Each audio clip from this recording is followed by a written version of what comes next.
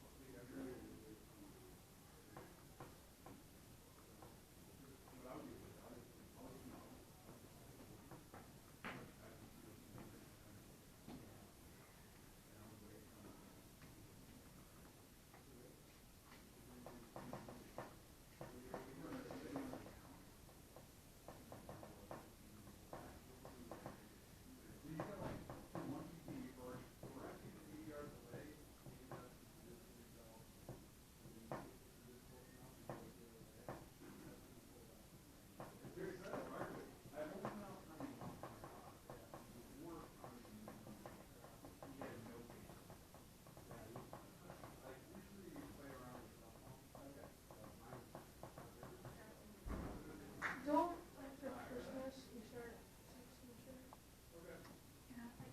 I'm sorry to hear that. Alright. You have fun with your buddies though? Alright, welcome back everyone. Alright, we're going to just take some notes today, that'll be it. We'll kind of walk through a couple things today, and then I'll give you some time where you can work on your homework. This page 76, 78 stuff. That was the stuff I gave you on Friday, correct? Okay, when is that due? Okay, that's why I want to give you at least a little bit of time today where you can actually work on that, and you can get it done. Okay. Today is easy notes. We have to talk about subtraction today. And this will be, and in theory, once we get done with today, we've done every single type of basic operation. Think about it. Every single type. So that's kind of good. Alright. So, let's walk through a couple notes here today, and then we'll call it a day.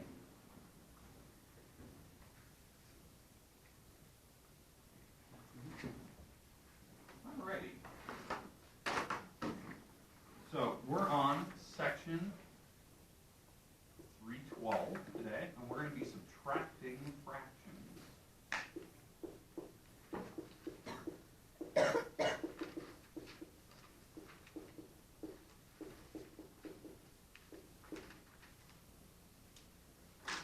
Subtracting fractions. Now, the big thing today. Obviously, we got to know the basic process for doing this. Okay, so that's going to be our big deal. Do we know the process? Can we do that correctly? The second thing that I want to make sure of, do we know the vocabulary terms? Now, these are terms we've definitely used before. I want to make sure that we know them for sure. Okay, so vocab terms. And then the last thing is this new concept that we've talked about in previous chapters, but it's kind of a newer way of doing it. We have to talk about, will we need to do a borrowing technique?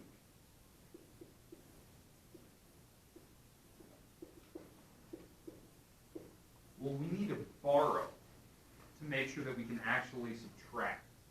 And this is something that we'll eventually talk about, that there's a couple different ways to do a problem where you actually subtract.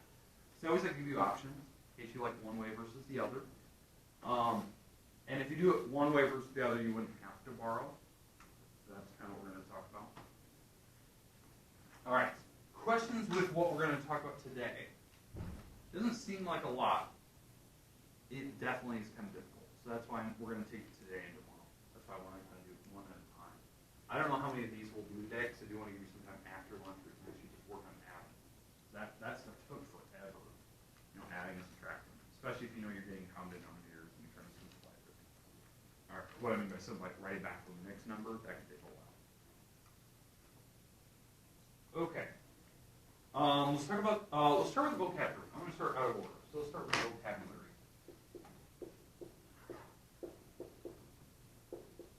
All right. So vocabulary terms. What we're going to talk about here is how the vocabulary terms for subtraction.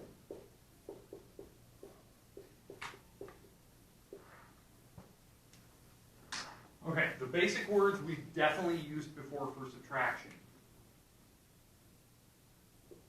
The word minus. 7 minus 12. You know, you can get an 8. Right?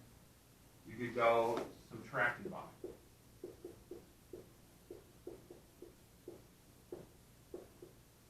Difference of. Find the difference of two numbers. Those are just little things we can talk about when you subtract. Now the other ones, they could say compare. Compare these two numbers. Or subtract. Subtracted from, I should say. This subtracted from is different than subtracted by. In fact, I'm going to put a star next to this one. This one's a little more difficult. So 10 subtracted by 3, that's 7. But 10 subtracted from 3, that's a different story. You're taking 3 and you're taking away 10. Okay? The word less than. 10 less than 3. That's, again, 3 minus 10, which is weird. That's why I put it in stars next to one. Okay, now I know we had a bunch of other words. We had tons, decreased by, and what were some of the other words? We had decreased by, compared to, words we talked about with subtraction. Jason's going back. You guys know it's been way a long time ago. What's some of the other words that you use? Minus, subtracted by, decreased by, compared to, subtracted from, less than, take away. Take away. That's it. That's the one I was thinking. Take away, no, right? The only one I haven't put up here is decreased by. Okay. All right. Any questions with the idea of like subtracting? Okay. So those are my vocab words. The one that your book will use a lot. I don't know why. They like these words. Difference of, sum of, product of, quotient of. They can use the words with of in it. So that's kind of the big one that your book will choose. Now let's talk about the process for how we actually do a problem. Let's start with an easy fraction. 10 over 12 subtracted by 7 over 12. Okay, when you subtract fractions, what do you have to make sure of? Exactly. It's just like adding. You have to make sure the process is you have to have common denominators.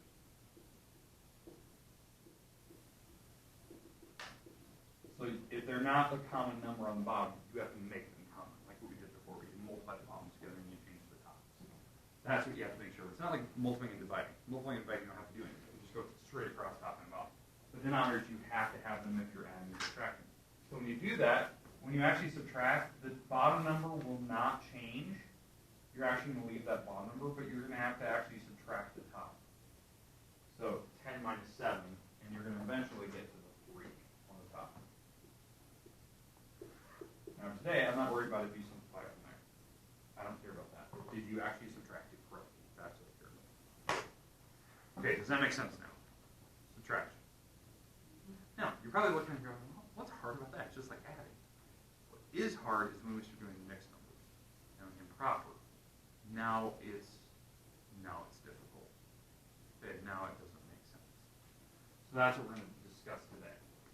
We're going to discuss this idea of like what happens when the denominators are not the same, what happens when the mixed number is improper, where would this idea of when do we have to borrow, what is that? What is that concept? That's what we're going to discuss. Okay, any questions with the easy problem? Okay, let's do one of those. Kind of one with easy ones, but let's have something without the common numbers. We have to work on like how to change that. All right, so let's stick with some small numbers here. Let's go with something like, let's go with 5 over 6 minus, let's go with 1/7. Pick some random numbers here. Okay, do we agree the denominator is not the same? Okay, so what we have to do is we have to change them. So what would be a common number that they would both go into?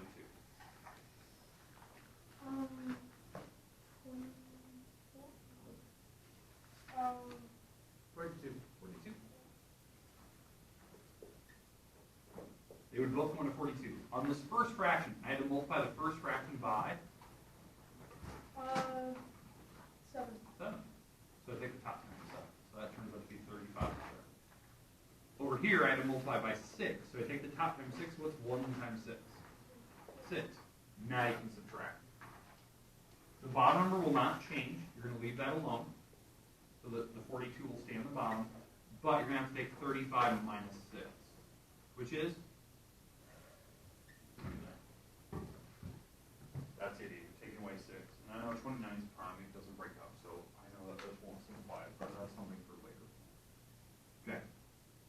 Questions with how we got to our final answer there? How we got common denominators, how I changed them? A lot like we did yesterday, but now you have to subtract. You have to take away.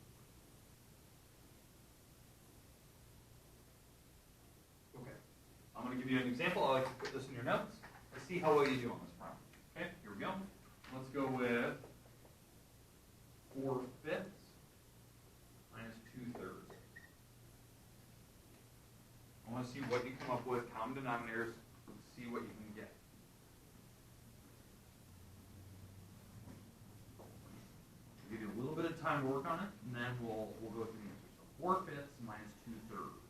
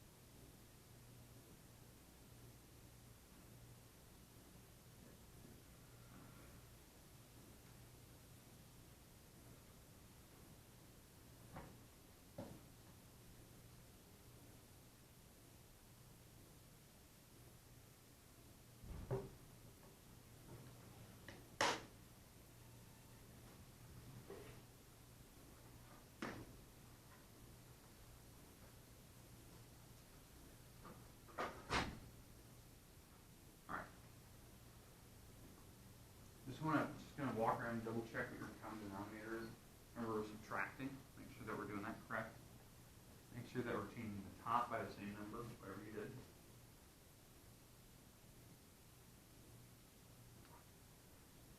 Do a little more time here.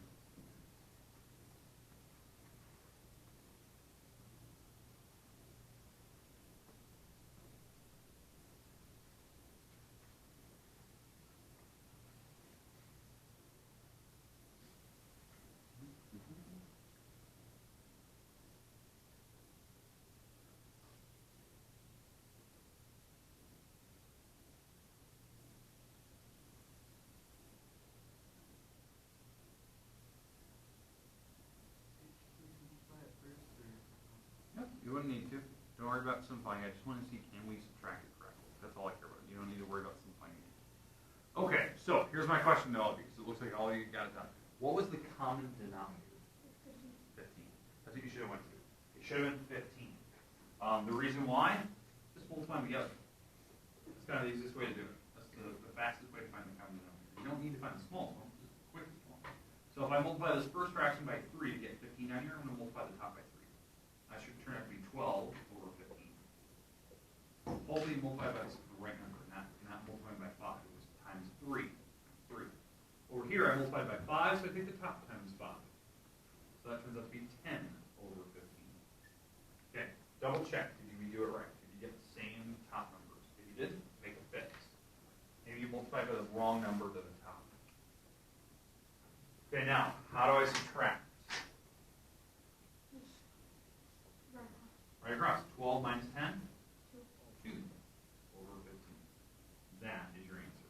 Like, that's it. It doesn't go anywhere from there. You added? Yeah. So. Okay, questions, comments on how to do that? Okay. The most common mistake people make, it's not the common denominator. It's not actually that. It's actually the top number. Number 1, forgetting to fix the top number. That's usually a common mistake. Or, number 2, multiplying by the wrong digit. Maybe they multiplied by the wrong number. Like in that first fraction, instead of multiplying by 3, you multiply by 5 accents. You got like 20 over 25. On the second fraction, I'm multiplying by 3 instead. And you're supposed to multiply by whatever the denominators are. And so that's the idea. Okay, so here's my question. Do you want another one of those just to get a little more practice?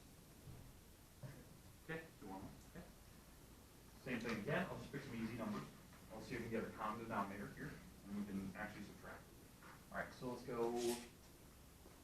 So 8 over 9 minus, let's go 3 over 5.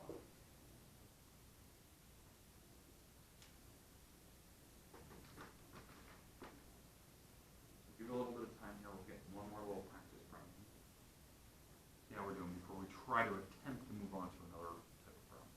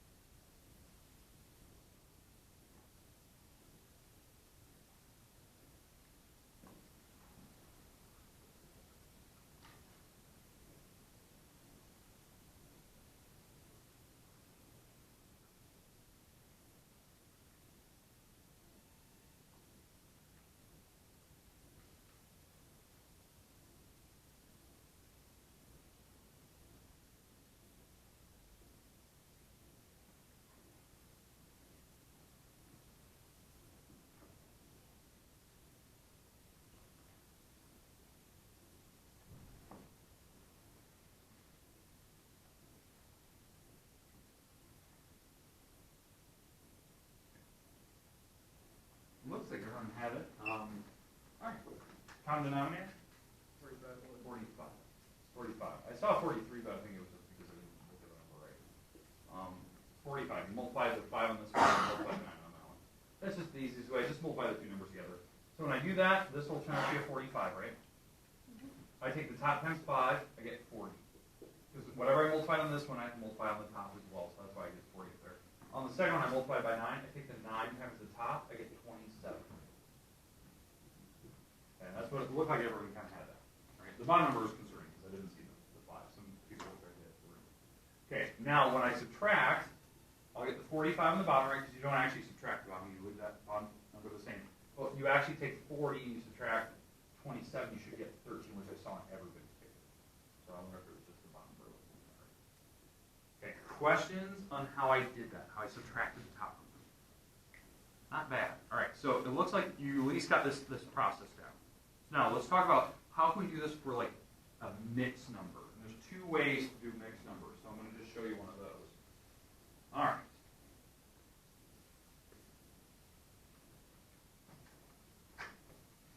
So let's start with 7 and a half minus, let's go with 4 and 2/11.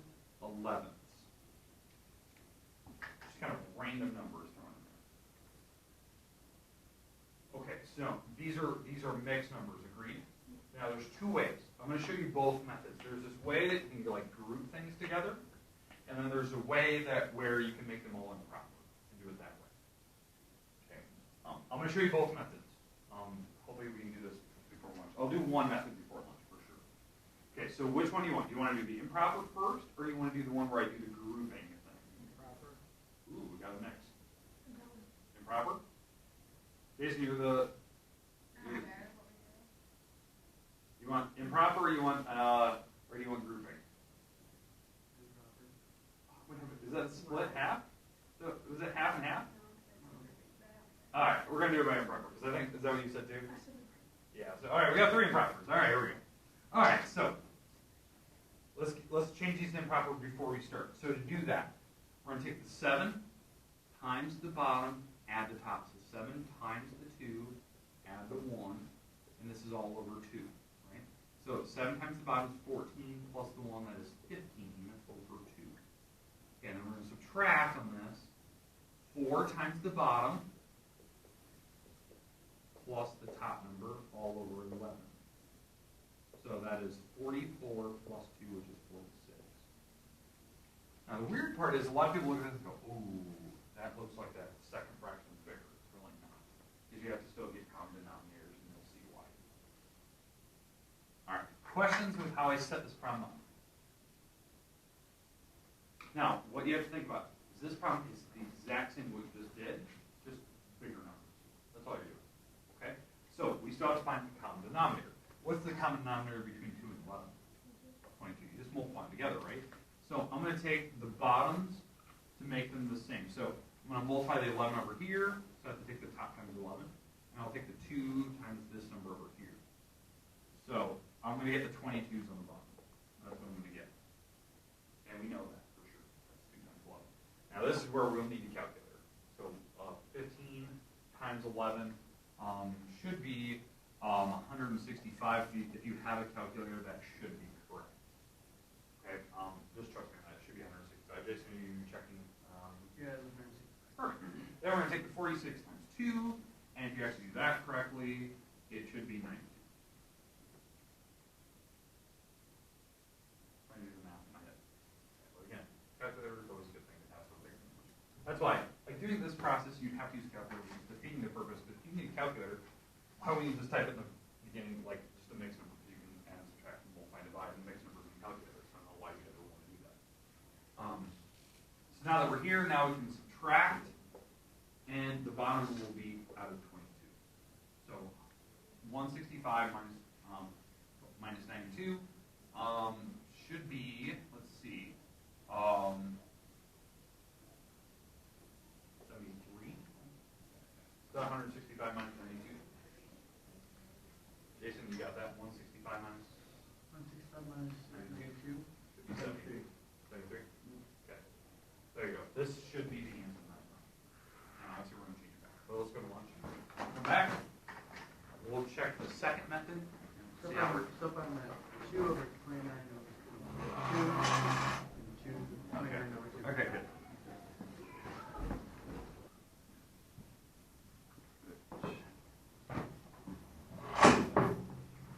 All right.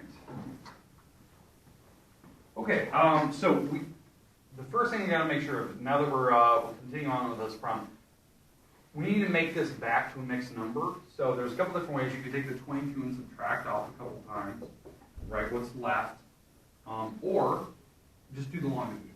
I'm betting on a lot of you still do the long division, correct? Till I get done. Okay, so I'll stick with that method. So 73 goes in the house, 22 goes on the outside. 22 times 3 is 66. That's 22 times 3, that's 66. So that's about as close as I can get. If I go 4, I'll get 88, that's too high. So 22 times 3 is 66. When I subtract, making out of 6, this is a 13, I get 7 left over. So what this means is that that's your big number, that's your whole number up front, the 3. Your remainder is 7 out of 22. That's your answer. But again, if you're subtracting, you get down to some other question. I found out right.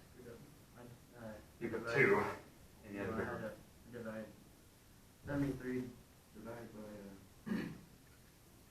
44. Yeah. Oh, yeah, because you went for 44. All right, that's fine. Yeah, that works. All right. Okay, questions, comments on how we kind of do this problem here. All right. So pretty straightforward. Now that's one method. That's one method of doing this problem. I'm going to show you the other method because I do want to show you like 2 ways you can actually do this problem, and eventually I do want to show you a problem where we have to borrow. And I want to explain it. I might just get to one of those today. Okay, just one. All right, so let's do that same problem over there, but let's do it by this other method because I always like to show you 2 ways in case you get stuck. You can always use this second method in case you like it. So 7 1/2. So 7 1/2 minus 4 and 2 11ths. All right, so here's how I do. What I do first is I group things together. So this is by the grouping method. So I'm going to group the big numbers together. So 7 minus the 4, right? Those are the big numbers pushed together. And then I'm going to group the fractions together. 1/2 minus 2 11ths.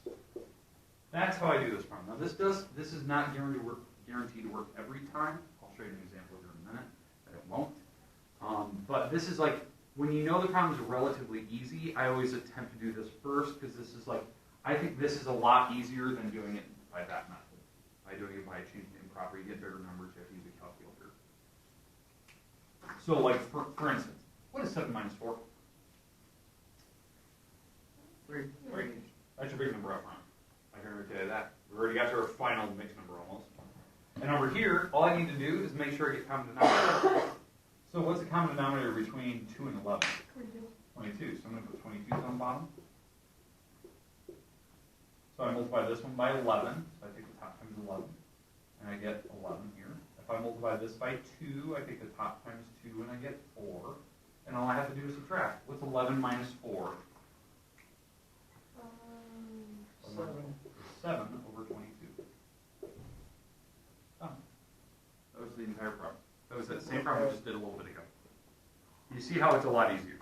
Like, but the problem is, this process where I'm grouping things together, right, putting the fractions together with the big numbers, won't work every time. It's this rare case where you know this fraction here is actually bigger than the back fraction. I know that half is a better score than to be that I got a 2 out of 11.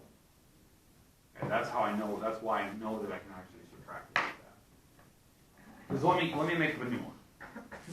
5 1/3 minus 2 and let's go with 4/7.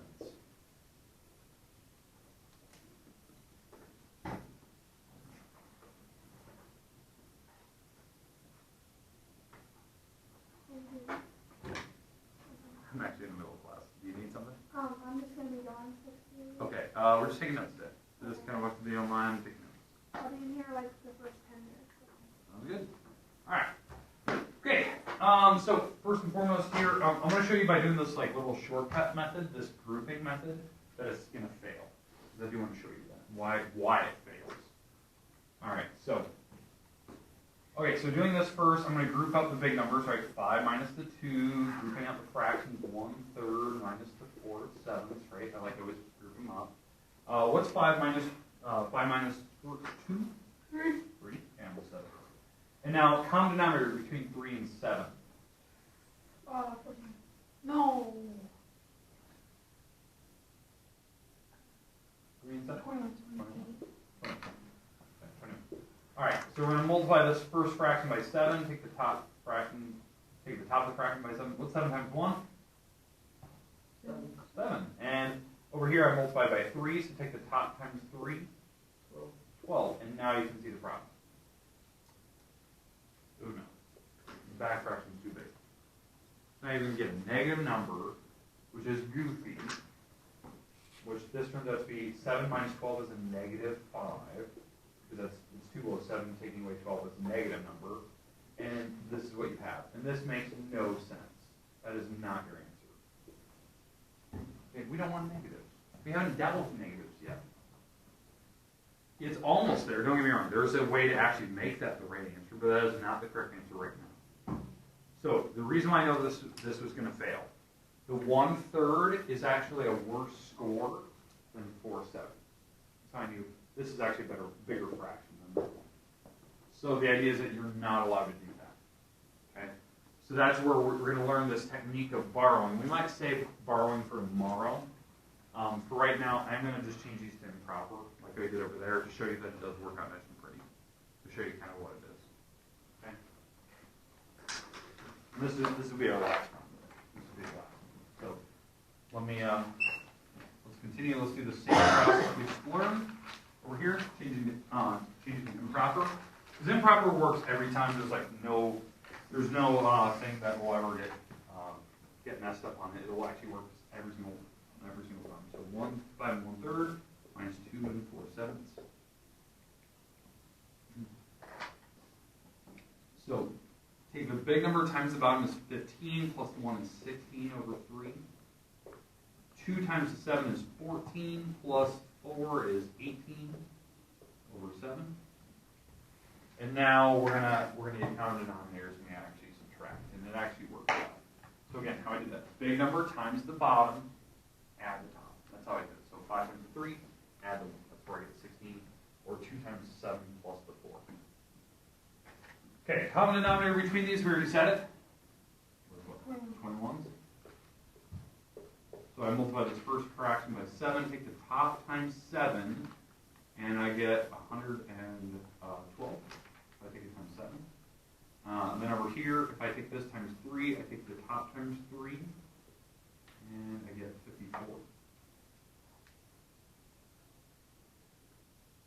You probably need a calculator to actually count that. And now I can subtract. 112 minus 54, and this is all going to go over 21. So 112 minus 54, I have no idea what that is. What do you say it is? 58. 58, thank you. I cannot do that type of math in my head. I can multiply all day and divide all day. I can't sit there. I know what. All right, so now we get to here. So then we go back to mixed numbers. So the 58 would go in the house. 58 would go in the house, and 21 goes on the outside. 21 can go into that twice. That'd be a 42. If I go 3, that would be 63, and that's way too big. So if I subtract here, that is a 6. That's 1, so 16. And oops, that's a 2. All right, so then that means my answer is 2 and 16 over 21, which is actually the correct answer. Which, as you notice, it is not the answer I have circled down there. It's not 5 and negative something. It's 2 and 21st. There's a way to change this, but I'm not going to show you that right now. Okay, questions with how I did the improper and like why I did it? We don't want negatives. Our goal is not to get negatives. The reason why this number is not negative, you're taking about $5, almost $5, and you're taking away about 2 of them. So your answer is about 3. Okay, this is actually almost $3, so it's 5 minus 3, which is almost 2. And that's what you see over there. It's almost $2. It's not negative. You had some positive number. Negative means you went whole. If I had $5 and I spent 2, I'm not negative. I'm not in the hole. I'm not losing money there. All right. Questions or comments about any of the process for how to add and subtract today? Now, I stuck with very easy problems today. I know some of these got a little big for the numbers, but I stuck with just simple numbers for adding and subtracting. Okay. Tomorrow we're going to learn this idea of borrowing. That's going to be our main goal tomorrow. Okay. You're free to kind of work on your homework today, which is page 176, 178, is only adding. So just make sure you're doing the shortcuts. You don't need to simplify your answers down. You just need to make sure that you're adding correctly. So either improper fractions or grouping them. Okay? Okay, the rest of is yours. You can move around. I'm going to actually move some of the desks around, so don't be thrown off by it because I need to get ready for my geometry class in a minute.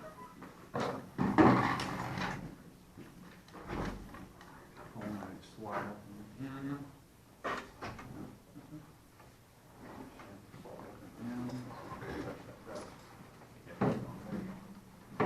Perfect.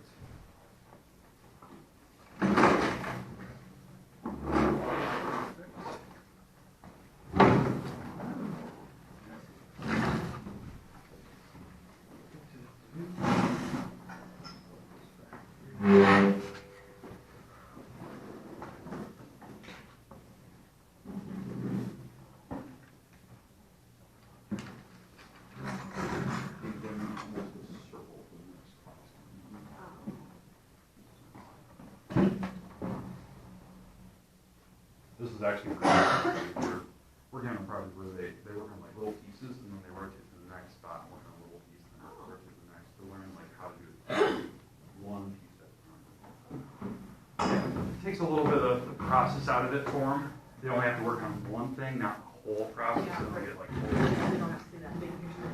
Yeah.